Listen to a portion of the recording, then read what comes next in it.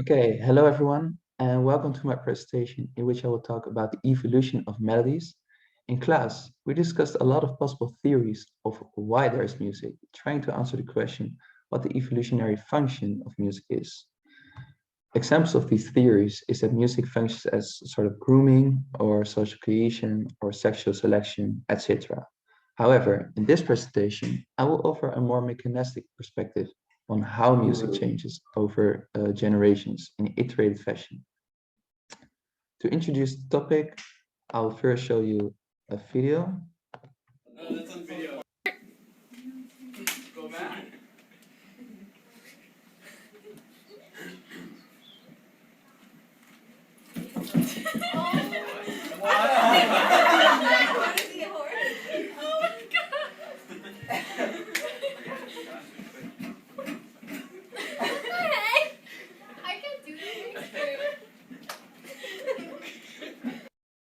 Okay, I think the point is clear, even though it's in a different modality, namely sign language. I think everybody has played this game in his life. And what's so nice about this game is that it functions as a model of cultural transmission of music over multiple generations. So the people taking part in this game together can be viewed as a culture, each person alone as a generation, and the message they convey as the music that's undergoing changes over time. More interesting to know is how these changes between students occurred. Is it just pure randomness, or are there individual listening or memory errors at hand? Perhaps it's not all random variation, and there might be certain patterns that we can identify. Um, and that is what I will discuss in this presentation. My claim is that there are actually two specific principles that guide the change of melodies over generations. These principles are one, the motive constraint theory, aka the principle of least effort, stating that music changes according to the physical constraints of our vocal tract. And two, that we humans are statistical learners and that we also learn music in a statistical fashion because we are constrained by our memory capacity.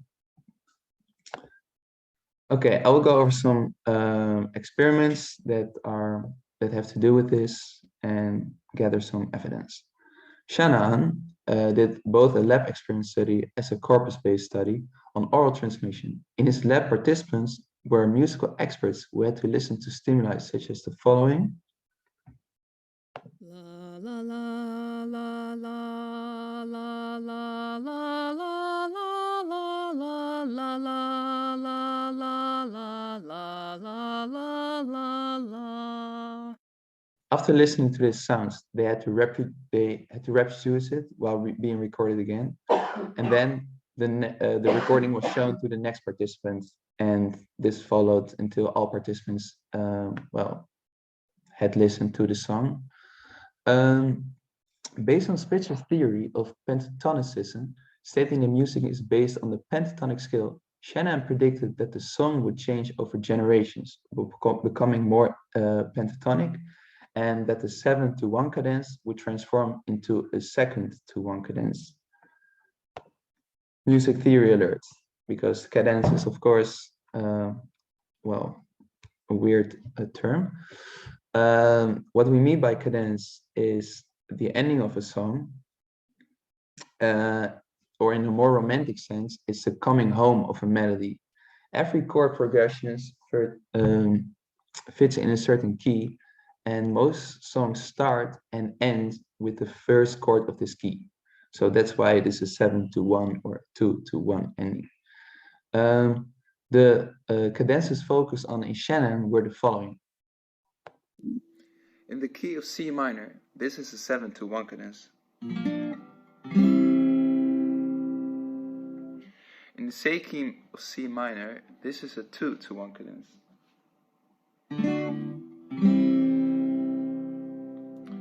So this becomes this.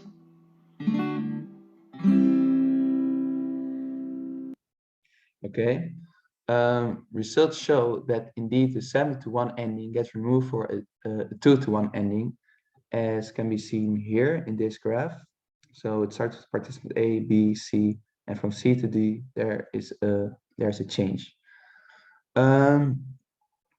Yeah, and this is actually evidence for the motor constraints theory, or the principle of least effort, because the physical limitations of because of the physical limitations of our tracts, they say it's actually easier to go from a 2-to-1 ending to a 7-to-1 ending, because the notes are also closer to each other in the pentatonic scale. So for example, going from B to a C is easier for our vocal tract than go from a B to a G. Yeah, Savage also provides even more evidence for the principle of least effort. He did a comparative corpus study between English and Japanese speakers. Using algorithms that could order the similarity of notes, pairs of songs were created and analyzed. Two main findings followed. One, notes with stronger rhythmic functions are less likely to change. This can be seen in this graph.